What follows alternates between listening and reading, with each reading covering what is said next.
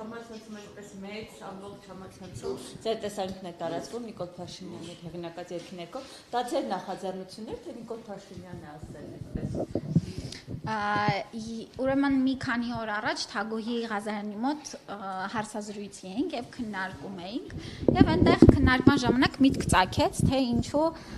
քանի որ երգելու կամ նվագելու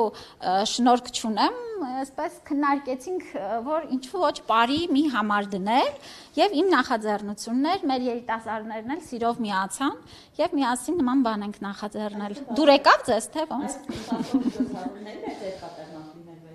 Դե կատարումը շատ մեծ է հնչում, դա պար է, որը երիտասարդների հետ այո կբեմադրեմ։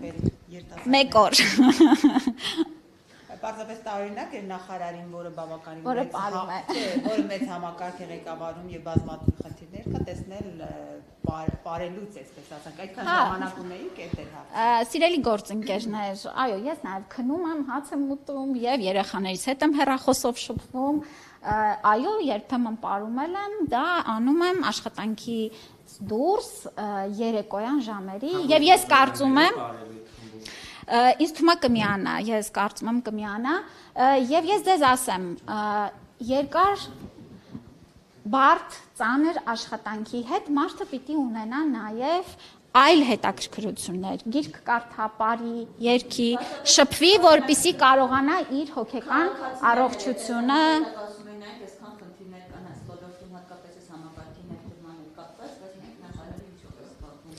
Նախարարը աշխատում է աշխատանքային ժամերից շատ ավելի երկար եւ այո նաեւ ունի կյանք Տիկին նախարար հնարավոր է օրինակ քաղաքացիական պայմանագրի կին պաշտոնյաները եւ կին падգամավորներ ընդհանուր մի համույթ ձևավորեն եւ օրինակ նման կարող հանդես Դե տեսեք հարցազրույցից միտքեր առաջացել դարձավ իրականություն հիմա գործընկերներս կլսեն կարող է այս միտքն էլ կարողանանք իրագործենք ինչու ոչ կարող է դուք միանաք լրագրողներն էլ ինչի՞ չէ Հաշվառնելով որ քաղաքացիական պայմանագրին ընդդիմությունը խոստանում է իշխանազրկել նոր աշխատանք նոր մասնագիտություն եք հիմա փորձում ձեռք բերել ոչ բերեք էլի իհարկե Թագուհի Ղազարյանը Հա Տեսեք գիտեք ուրեմն ասեմ ես մասնագիտական իմ ճանապարհը շատ տարբեր է եղել իրավաբան, բիզնեսում, քաղաքական գործունեություն, հետագայում էլ վստահ եմ, որ մեծ ուրախությամբ այլ ոլորտներում էլ ինձ դրսևորելու հնարավորություն կունենամ, բայց դա 26 թվին չի լինի, որովհետև 26 թվականին քաղաքացիական պայմանագիրը իր իրականացրած քաղաքականության եւ ժողովրդին ուրեմն տրված խոստումները իրացնելու փաստով վստահաբար հաղթանակ է տանելու եւ դեռ քաղաքական գործունեությամբ եմ զբաղվելու Եվ նաև առողջապահական հա այս համակարգին առավելորեն խնդիրները, որոնք հա արծարծվում էին, որոնք արկա էին այս պայդրության ինչ տոկոսով հնարավոր եղավ լուծել, նաև այն մտահոգությունները, որոնք կային հանրության շրջանում, սկսած նաև տարական ծրագրից, որը չէր գործում Ուրեմն ծրագիրը միշտ է գործում է արդեն տարիներով, ծրագիրը, եթե նկատի ունեք էլեկտրոնային համակարգը, անընդհատ ընդլայնվում է, մեծանում է, դրա գործիքները ավելանում են եւ սա անընդհատ ճանապարհ է։ Իհարկե մենք նորից եմ կրկնում այս մեծ բարեփոխման մեջ պիտի մեր քաղաքացիների, բժիշկների, բուժաշխատողների հետ միացյալ ենք աշխատում։ Մեզ համար շատ կարևոր է, ինչպես ասեցի, այս փորձառությունը այնպիսին դարձնել, որ առաջինը քաղաքացին բուժօգնության հասանելիությունը ամենակարևոր հարցն է, բայց այդ հասանելիությանը զուգահեռ նաև փորձառությունից գոհ լինի եւ այս աշխատանքը շարունակական է լինելու։ Մենք անընդհատ որոշակի փոփոխություններ ենք անում, լավացնում ենք, փոխում ենք եւ դիտարկումները մեր քաղաքացիների իրացնում ենք։ Սա է ճանապարհը։ Սա մի ծրագիր է, որի մասին գոհունակությամբ արտահայտվում է նաև ընդդիմադիրները, ասելով, որ սպասված է, բայց նաև միաժամանակ ասում են, որ դա համակարգը ամբողջությամբ պատրաստ չէր։ Դե հունվարի 1-ը եւ այս 1 ամիսը ցույց տվեցին, որ համակարգը պատրաստ էր եւ ըստ էության այս գիտեք ռիսկերի, այո, նման բարեփոխում իրականացնելու հանգամանքը միշտ ռիսկերի հետ կապված է եւ ես ուրախ եմ, որ մեր հավաստիացումները, որ ռիսկերը կառավարելի են, դրանք ուրեմն հաջորդիվ ծագած նոր խնդիրները կամ հին խնդիրների բացահայտվելը մեզ համար ընդունելի ընկալելի ճանապարհ է եւ ես ուրախ եմ, որ ընդդիմությունն էլ տեսնում է, ընդգծում է այս կարևորագույն համակարգի ներդրումը եւ նաեւ ընդդիմության կողմից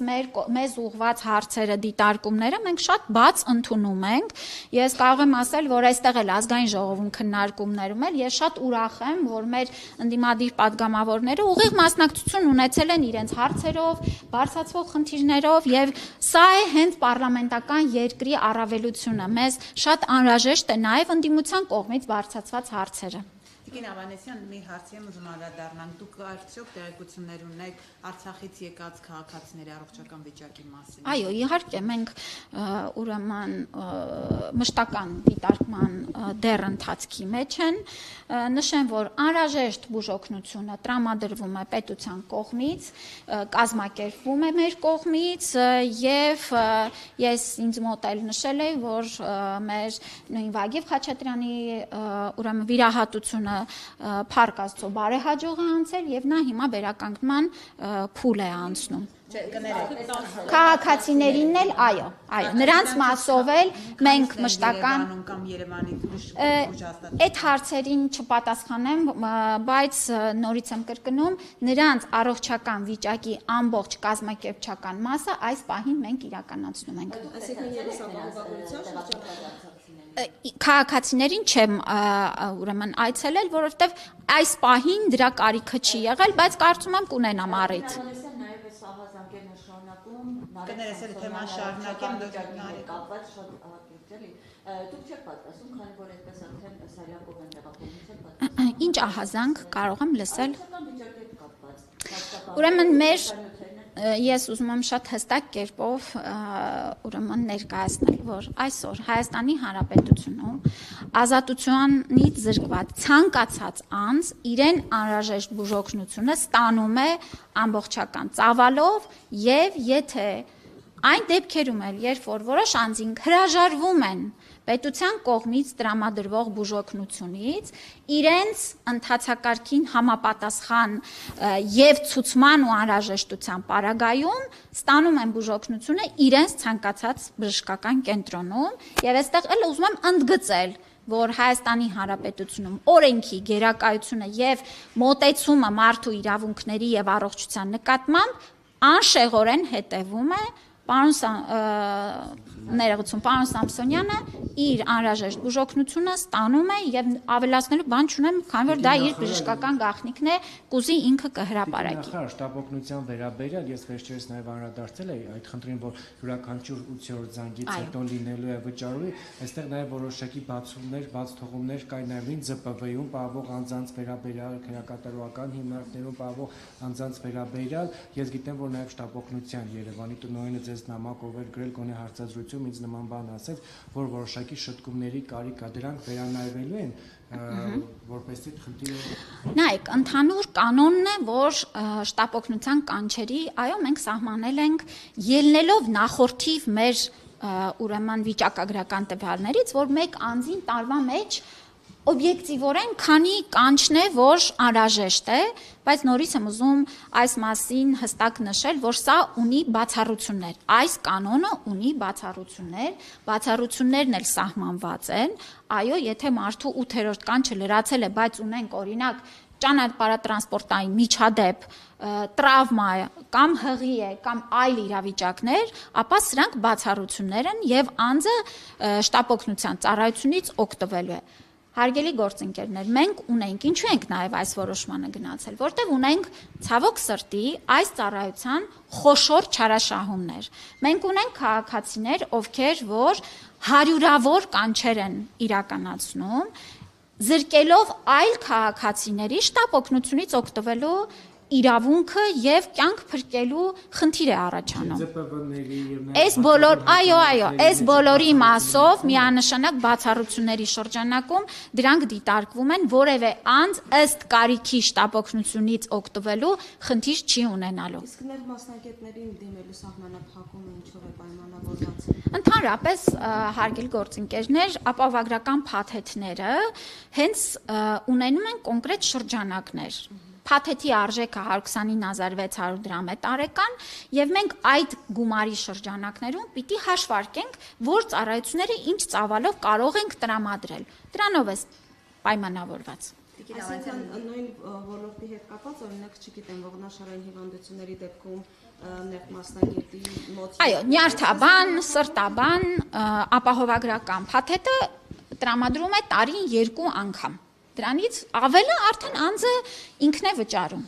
Տիկին Ավանեսյան պարզապես մի հստակեցում 10 քաղաքացիներ են եկել 10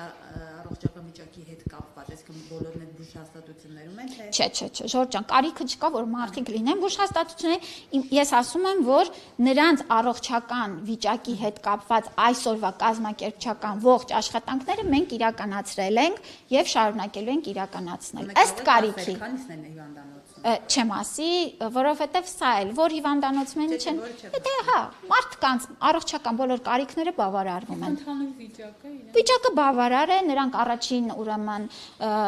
հետազոտման փուլ են անցել, ըստ կարիքի քրոնիկ վիճակների մասով արդեն հաջորդիվ կարիքները կբավարարվեն եւ ըստ էության ինչ որ նրանց ընթացիկ խնդիրները լինեն, մենք կկազմակերպենք այս առաջիկա ժամանակ գոնե։